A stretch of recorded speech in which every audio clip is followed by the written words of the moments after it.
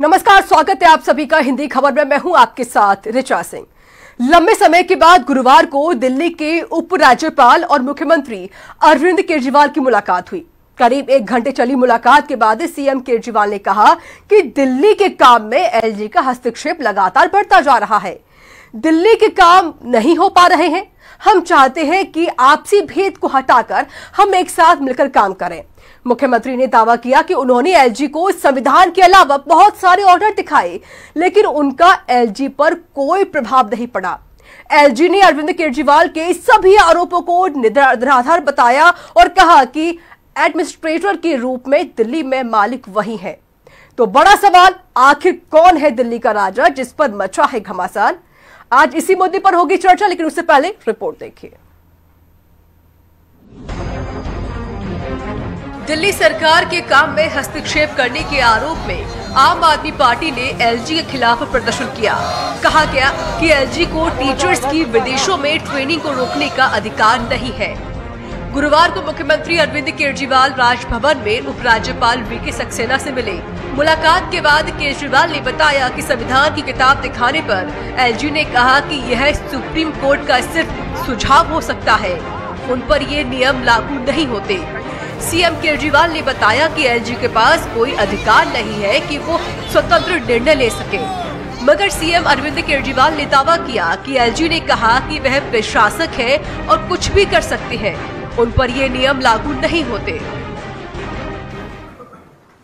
पिछले कुछ महीनों से हम लोग देख रहे हैं कि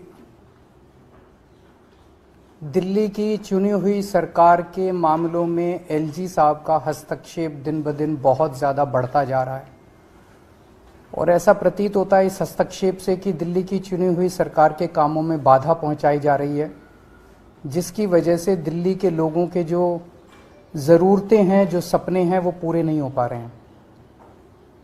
उनके काम रुकते जा रहे हैं। मैं ये सारी किताबें लेके गया था, देश का संविधान लेके गया था, मोटर व्हीकल्स एक्ट लेके गया था, जीएनसीटीडी एक्ट लेके गया था, स्कूल एजुकेशन एक्ट लेके गया था, सुप्रीम कोर्ट के जजमेंट सारे लेके गया था उनसे चर्चा करने के लिए। कहते हैं संविधान में लिखा है कि मैं एडमिनिस्ट्रेटर हूं। एडमिनिस्ट्रेटर कुछ भी कर सकता है, किसी भी विषय पे कर सकता है। मैंने कहा सर इसका क्या मतलब हुआ? कहते हैं कि अगर मुझे लगेगा कि सरकार कुछ गलत काम कहीं कर रही है तो मैं किसी को भी कोई भी आदेश दे सकता हूं। मुख्यमंत्री अरविंद केजरीवाल ने कहा कि हम फिर से एलजी से कहेंगे कि दिल्ली के काम ना रोकें, हाथ जोड़ने पड़े तो जोड़ेंगे, कोर्ट जाना पड़ेगा तो जाएंगे, लेकिन काम नहीं रुकने देंगे। वहीं दूसरी तरफ उपराज्यपाल के कार्यालय ने मुख्यमंत्री के आरोपों का सिरे से खंडन किया है। उपराज्यपाल की तरफ से मुख्यमंत्री को संविधान के प्रावधानों, संसदीय अधिनियमों और सर्वोच्च न्यायालय के निर्णयों के अनुसार काम करने की सलाह दी गई है। एलजी कार्यालय की ओर से दावा किया गया है कि मीडिया के सामने उपराज्यपाल के बयान को तोड़ मरोड़ कर पेश किया गया। एलजी दफ्तर की ओर से कहा गया है कि सीएम अरविंद केजरीवाल ने अपनी प्रेस कॉन्फ्रेंस में भ्रामक, झूठे और मनगढ़ंत आरोप लगाए हैं। बीजेपी का कहना है कि दिल्ली के एडमिनिस्ट्रेटर के रूप में उपराज्यपाल को दिल्ली के हर काम में दखल देने का हक है। किसी खर्चे का ऑडिट हो रहा है और उसकी गुणवत्ता देखी जा रही है कि वो सिर्फ सैर सपाटा है या उसमें से कुछ पॉजिटिव रिजल्ट्स आ रहा है, तो उसमें बुराई क्या है? ऑडिट होने दीजिए अगर आपको लगता है। लेकिन आम आदमी पार्टी का ये भी कहना है कि बीजेपी एलजी साहब के माध्यम से चीजों को रोक रही है, दिल्ली के काम को रोकना चाहती है। देखिए, उपराज्यपाल साहब जो हैं महामहिम अपना काम कर रहे हैं, उससे पॉलिटिकल पार्टी का कोई लेना देना नहीं है। लेकिन क्योंकि अरविंद केजरीवाल को आंदोलनकारी जो छवि है उनकी, उनको हर चीज़ में टीका टिप्पणी सुहाती नहीं है। जब तक वो अक्टूबर से लेकर जनवरी तक वो पर्यटन में थे तो उनको कोई दिक्कत नहीं थी। माननीय उपराज्यपाल तो काम कर ही रहे थे। अब क्योंकि वो खाली हो गए तो उनको इधर उधर की बातें करनी है। माननीय उपराज्यपाल जो कर रहे हैं वो अपनी दिशा में ठीक काम कर रहे हैं। अरविंद केजरीवाल अगर ठीक है तो होने दीजिए ऑडिट, पता चल जाएगा ना कि कितना खर्चा हुआ, क्योंकि इनके जितने भ्रष्टाचार है वो धीरे धीरे सामने आ रहे हैं। तो मुझे लगता है शिक्षा में भी कोई ना कोई नया भ्रष्टाचार आपको देखने को मिलेगा। कांग्रेस ने दोनों पर ही आरोप जड़ दिए। सरकारी विज्ञापनों पर अपनी पार्टी का नाम लिखकर, अपना फोटो छापकर, अपने कार्यकर्ताओं का फोटो छापकर जनता तक पहुंचाया। अगर इसके ऊपर सवाल उठाया जाए, इसका विरोध किया जाए, उस पैसे की वापसी उनसे की जाए, तो ये सरकारी कामकाज में दखल कहां हुआ? पारदर्शिता का ढोल पीटने वाले केजरीवाल इस बात से डर क्यों रहे हैं? 163 करोड़ रुपया अगर उन्होंने गबन किया है, उनकी पार्टी ने गबन किया है, तो वो तुरंत उनको वापस कर देना चाहिए। और किसी भी प्रकार से हमें नहीं लगता कि सरकारी कामकाज में दखल है। इसी प्रकार से बहुत सारे अन्य विषय भी ऐसे हैं जो केजरीवाल के खिलाफ, उनके पार्टी की नीतियों के, उनके पार्टी के प्रशासन के द्वारा किए गए कार्यों के खिलाफ जनता के बीच में पहुंचे, उनकी जांच होनी चाहिए। वहीं मुख्यमंत्री अरविंद केजरीवाल ने दिल्ली एमसीडी में अध्यक्ष के साथ 10 अलडरमैन मनोनीत करने, जैस्मिन शाह के दफ्तर को सील करने और टीचर्स को ट्रेनिंग के लिए विदेश जाने से रोकने और आम आदमी पार्टी को 163 करोड़ रुपए की रिकवरी के नोटिस का उदाहरण दिया और कहा कि एलजी पर इनका कोई असर नहीं हुआ।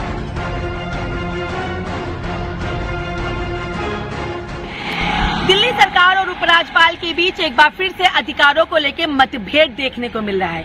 हालांकि दिल्ली के मुख्यमंत्री अरविंद केजरीवाल की उपराज्यपाल के साथ काफी देर तक बैठक भी हुई, लेकिन बैठक में कोई निष्कर्ष नहीं निकल पाया। वहीं बीजेपी का कहना है कि उपराज्यपाल को अधिकार है दिल्ली के कामों में दखल देने का। वहीं कांग्रेस ने बीजेपी और आप दोनों पर ही आरोप लगाए हैं। ऐसे में देखना होगा अधिकारों के मतभेद के साथ आखिर दिल्ली की जनता का विकास कैसे होता है और किस तरीके से ये मतभेद खत्म होता है। वीडियो जर्नलिस्ट दीपक के साथ मैं कंचन अरोड़ा, दिल्ली, हिंदी खबर। तो देखिए लगातार बवाल मचता हुआ जा रहा है, इसी पर आज हम चर्चा करेंगे। मेरे साथ मेहमान जुड़ चुके हैं, आपका उनसे रूबरू करवा देते हैं। प्रवक्ता है बीजेपी से खेमचंद शर्मा। खेमचंद जी आपका बहुत बहुत स्वागत है हिंदी खबर पर। प्रवक्ता है कांग्रेस से दीपचंद राठौर। दीपचंद जी आपका स्वागत है। पवन शर्मा है, प्रवक्ता है आम आदमी पार्टी से। पवन जी आपका स्वागत है। मेरे साथ जुड़ चुके हैं वरिष्ठ पत्रकार है आशुतोष शर्मा। आशुतोष जी आपका भी बहुत बहुत स्वागत है। दीपचंद राठौर जी, पहले मैं जिस तरीके से देख रहे रुक करूंगी, लेकिन मैं पवन शर्मा का पहले रुक कर लेती हूँ। पवन शर्मा जी, देखिए गंभीर आरोप जिस तरीके से आप लोग लगा रहे हैं बीजेपी पर, एलजी पर, आपकी तरफ से कहा जा रहा है कि हमको इतने अगर अधिकार दिए गए हैं, क्योंकि खुद मुख्यमंत्री ने प्रेस कॉन्फ्रेंस की और कल जिस तरीके से मुलाकात हुई, हालांकि मुलाकात से तो यही लग रहा है कि अभी कोई समाधान नहीं निकला है, जो दूरियां थी वो दूरियां अभी भी हैं।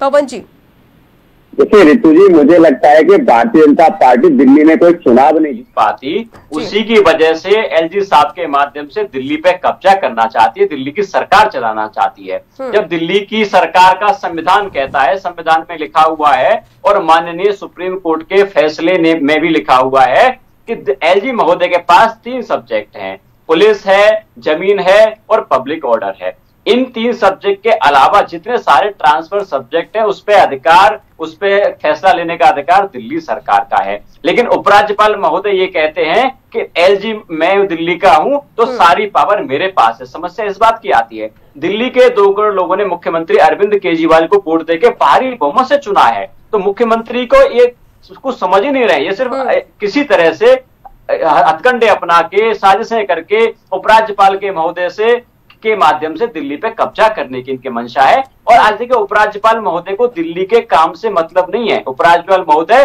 भारतीय जनता पार्टी के कार्यकर्ता की तरह काम कर रहे हैं। आपको याद होगा दिल्ली में एमसीडी का चुनाव हुआ, किस तरह से भारतीय जनता पार्टी के एल्डरमैन को उन्हें चुन चुन के जहां जहां भारतीय जनता पार्टी को जरूरत थी वहां पे एल्डरमैन अपॉइंट कर दिए, सिर्फ 3 जगह अपॉइंट किए। और आपको याद होगा पीठासीन अधिकारी की नियुक्ति कैसे कर दी थी, और उसी के बाद इन्होंने हज कमेटी का अपॉइंटमेंट कर दिया।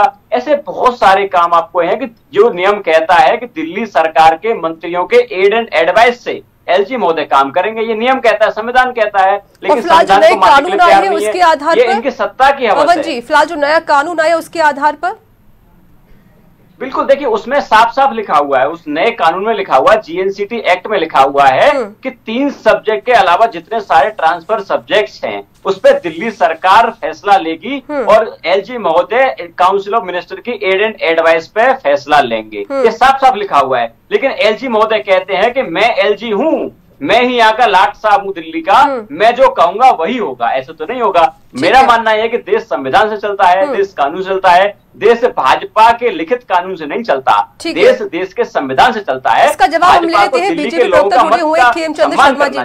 ठीक है पवन जी। खेमचंद शर्मा जी, गंभीर आरोप लग रहे हैं कि आपके कहने पर एलजी सारे काम करते हैं और संविधान के अकॉर्डिंग चलते ही नहीं है, असंवैधानिक चीजें यहाँ पर की जा रही है एलजी की तरफ से। देखिए पवन जी, पहले तो गलत बातें कर रहे हैं। वो कह रहे हैं कि भारतीय जनता पार्टी दिल्ली में कोई चुनाव नहीं जीतती। उनको ध्यान होना चाहिए कि 2019 में और 2014 में भारतीय जनता पार्टी ने 7-0 से आपको हराया, लोकसभा में 7 की 7 सीटें जीती। भारतीय जनता पार्टी ने आपको 2017 में बुरी तरीके से एमसीडी में हराया। भारतीय जनता पार्टी अभी भी, अब जो कह रहे थे आप 250 सीटें जीतेंगे, 230 सीट जीतेंगे, और आपका हाल ये हुआ कि आप नेक टू नेक फाइट, मतलब 3% हमने अपने वोट बढ़ाई और नेक टू नेक फाइट हमारी एमसीडी में रही। और आप ये कहो कि नहीं, एक तरफा हम लोग जीत रहे हैं, एक तरफा हमारे साथ दिल्ली की जनता खड़ी है, वो बिल्कुल गलत है। दूसरा, संविधान के अनुसार संविधान को एमसीडी का एक नया बना है और उसमें ये साफ साफ है कि जो एमसीडी में इस समय जो एडमिनिस्ट्रेटर है वो डिसीजन लेंगे। वो ये अभी आंसरेबल दिल्ली सरकार को नहीं है बल्कि केंद्र को है। तो अब एल्डरमैन का जो नियुक्ति का जो अधिकार है वो पूरी तरीके से एलजी के पास है और उसमें एलजी को दिल्ली सरकार से एडवाइस लेनी है ऐसा नहीं है। पहले थी तो आप लोगों ने 30 एल्डरमैन अपॉइंट करें, अपने कार्यकर्ता अपॉइंट करें। क्या आपके वो कार्यकर्ता नहीं थे? जब आपने अपने 30 कार्यकर्ता अपॉइंट करे तो आपको क्या अधिकार बन जाता है कि भारतीय जनता पार्टी का कार्यकर्ता एल्डरमैन की उससे कैसे आप उससे सवाल उठा सकते हो? रही दूसरी बात, इस संविधान को मानना नहीं चाहते, हर जगह करप्शन किया है, हर जगह घोटाला किया है, हर जगह ये अलग अलग तरीके से पैसे की बर्बादी करना चाहते हैं। आपने प्रचार में अनाप पैसा जो बर्बाद किया 2017 से पहले, उसकी रिकवरी का जो नोटिस आपको दिया, आपने पैसा उसको वापस नहीं किया, जमा नहीं कराया। अब आपको ब्याज के साथ 163.62 लाख जो बीज है वो आपको जमा कराने के लिए नोटिस आया है। और ये 2017, लेकिन ये आप तो आपने मुख्यमंत्री ने खुद कहा था कि जो पैसा जो नोटिस दिया गया है उसमें इसका भी जिक्र है ना। देखिए बिल्कुल, देखिए ऋचा जी, मैं ये कहना चाह रहा हूँ कि ये संविधान में लिखा हुआ है, दिल्ली के जीएसटी एक्ट में साफ साफ लिखा हुआ है कि एलजी के पास 3 सब्जेक्ट हैं, जमीन है, पुलिस है और कानून व्यवस्था है। इसके अलावा सारे सब्जेक्ट ट्रांसफर सब्जेक्ट होते हैं और 2018 में सुप्रीम कोर्ट का जजमेंट भी है।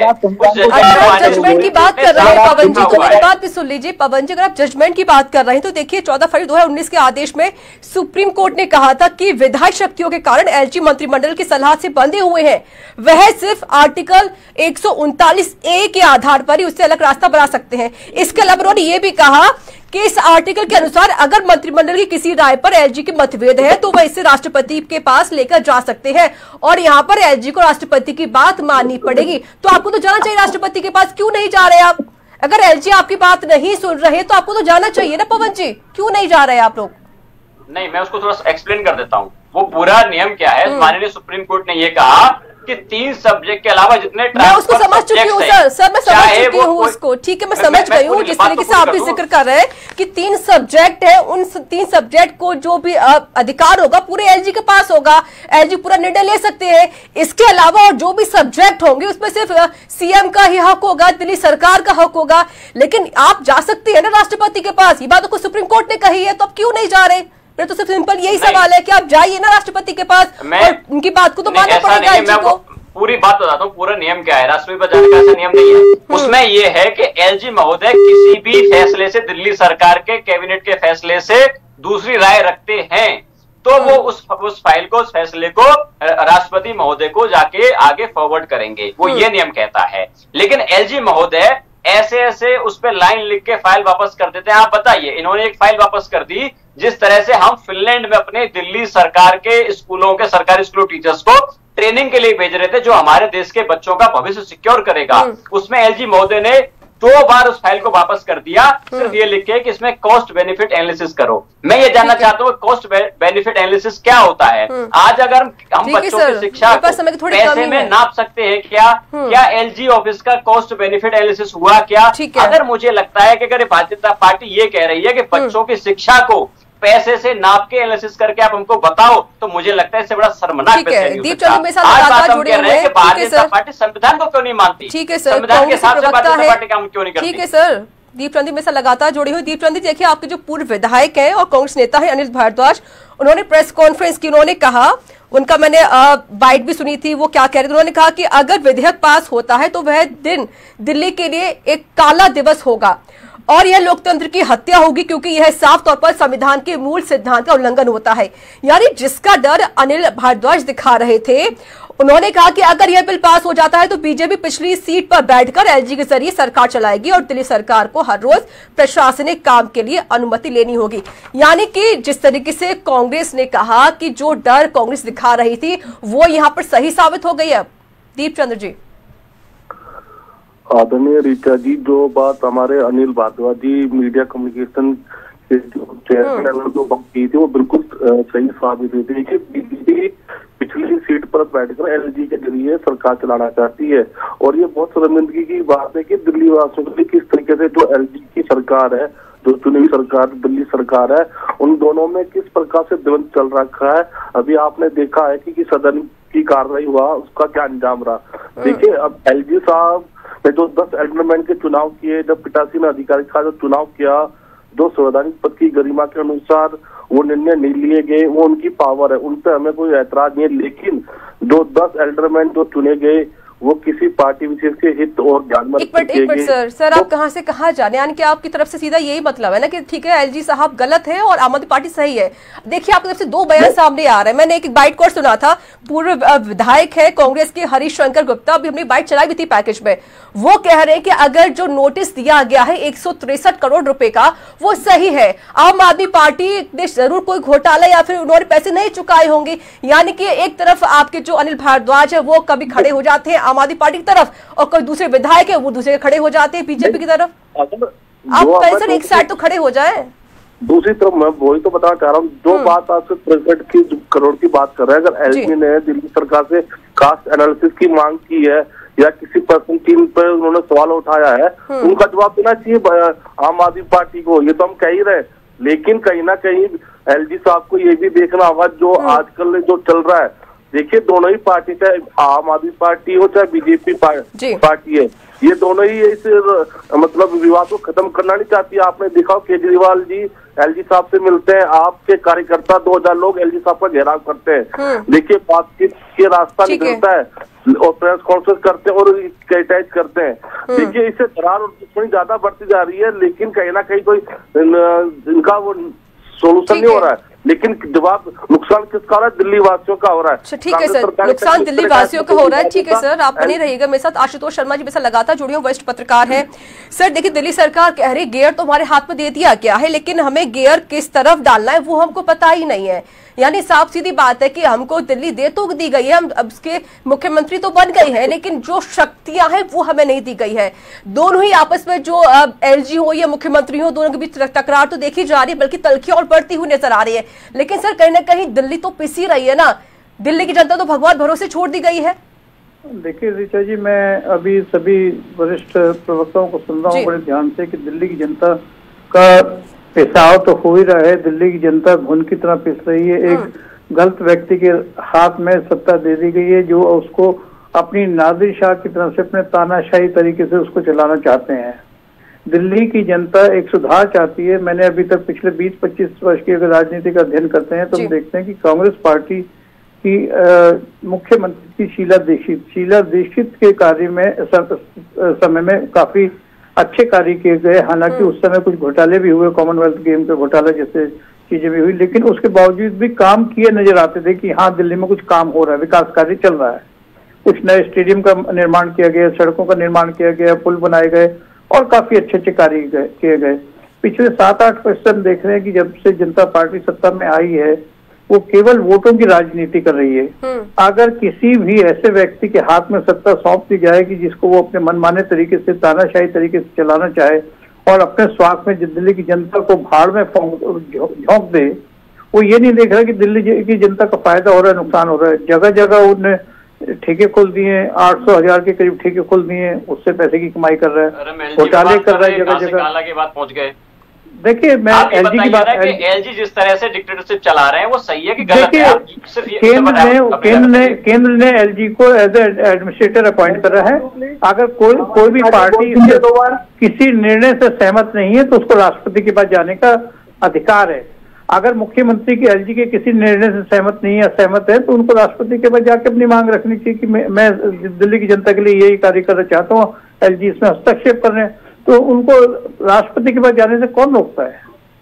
ये तो दिल्ली की सरकार राष्ट्रपति पास नहीं जा सकती। अगर उपराज्यपाल को कोई समस्या है, अगर इतर अपनी राय रखते हैं, मैं उपराज्यपाल महोदय के पास भेज सकते हैं। दिल्ली सरकार राज्यपाल को देखिए कार्यकर्ता बन के दिल्ली के विकास में रोड़ा क्यों बन रहे हैं?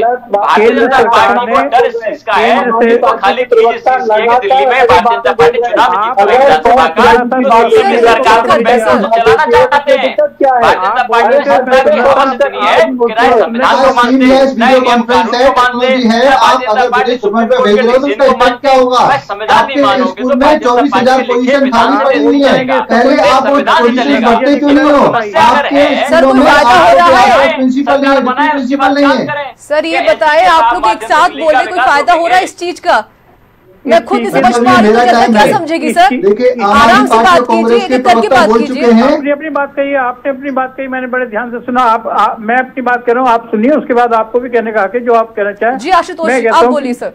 जी, केंद्र सरकार ने एलजी की नियुक्ति किस लिए की गई एज एन एडमिनिस्ट्रेटर की? दिल्ली का राज्य जो है सुचारू रूप से संचालन नहीं चल रहा है, मुख्यमंत्री जो है सुचारू रूप से नहीं चला रहे हैं, केंद्र सरकार ने ऐसा महसूस करा तो एलजी को उसका अपॉइंट किया गया। एलजी आपके कार्य में कब हस्तक्षेप कर रहे हैं? क्या बात कर रहे हैं? उपराज्यपाल कोई कार्य देखते हैं कि सुचारू रूप से जनता के हित में नहीं किया जा रहा है, 3 साल सरकार हस्तक्षेप कर रहे हैं। बिना किसी एलजी अपनी बात को राष्ट्रपति के सामने रखने का पूरा अधिकार रखते हैं और एलजी के साथ साथ मुख्यमंत्री ठीक सर, मुख्यमंत्री भी कोई समस्या एलजी का हस्तक्षेप से सहमत है, आम आदमी पार्टी अनकल तरीके से ये अपनी चोरियां और अपनी कमियों को छिपाने की कोशिश कर रही है हल्ला के थ्रू। आप ये बताइए, अगर आपको एलजी साहब ने बोला है कि आप कॉस्ट एनालाइजिंग करके बताइए, क्या कॉस्ट एनालाइजिंग दूसरी जगह नहीं होती? हर डिपार्टमेंट में, हर कंपनी में, हर ऑफिस में होती है। आज जब सीमलेस वर्किंग है, वर्क फ्रॉम होम है, टेक्नोलॉजी के माध्यम से लोग बात कर रहे हैं, इवन एमएनसी के लोग ट्रेवल नहीं कर रहे हैं, उस समय आप ट्रेवल करा रहे हैं, और वो भी उस डिपार्टमेंट के एम्प्लॉय से ट्रेवल कराना चाहते हैं जिस डिपार्टमेंट में 24,000 प्रिंसिपल की, जिसमें 450 से 500 वैकेंसी खाली है डिप्टी प्रिंसिपल की। जो डिपार्टमेंट बदहाल है, आप उस डिपार्टमेंट के लोगों को विदेश अगर टूरिज्म पे भेजोगे और उसका कोई भी लाभ नहीं होगा तो उसमें तो सवाल उठाना वाजिब है। और ये एलजी की ड्यूटी है कि जो काम हो रहा है क्या वो संविधान के अंतर्गत हो रहा है, क्या लोगों को फायदा हो रहा है, क्या उसका इफेक्ट है, क्या दिल्ली वालों को उसका फायदा होगा या नहीं होगा? आप बताते क्यों नहीं? आप बताएं। ठीक है, जो आप टीचर्स भेज रहे हैं उससे दिल्ली वालों को ये लाभ होने वाला है, और आप 24,000 वैकेंसी को भरने की बजाय आप लोगों को आप विदेश भेज रहे हैं, उसका ये लाभ होगा। आप बताएं, ऐसे आप सिंगापुर जाना चाह रहे थे और सिंगापुर आपको नहीं किया था, आप सिंगापुर जाना चाह रहे थे। उसमें दिक्कत क्या है? आप जवाब क्यों नहीं देते? आप बताते क्यों नहीं हो? और 163.62 ठीक है खेमचंद जी, पवन जी, वो पैसा आपको तुरंत ठीक है सर, हो गया सर, पैसा टैक्स का है। खेमचंद जी हो गया।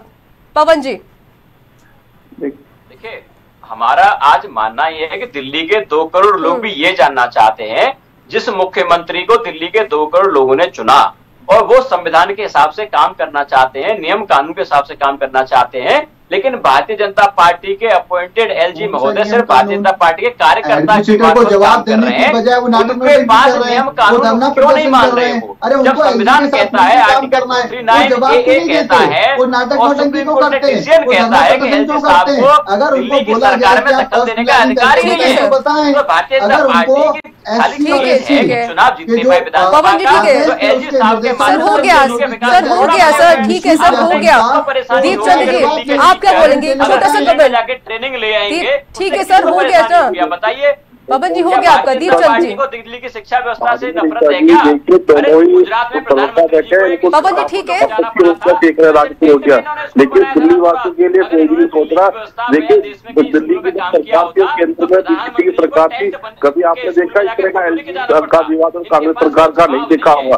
देखिए आज जो विवाद हो रहा है ये इसलिए हो रहा है, ये कब तक होगा मैं आपके माध्यम से बता दूं, जब तक इनका मेयर डिप्टी मेयर स्टैटिस्टिक्स का चेयरमैन नहीं होता है तो इस तरह का विवाद आए दिन चलते रहेंगे। यहाँ पर विकास की बात नहीं हो रही, राजनीति की बात हो रही है। दिल्ली का विकास कौन करेगा, दिल्ली का कौन खोलते, ये राजनीति हो रही है।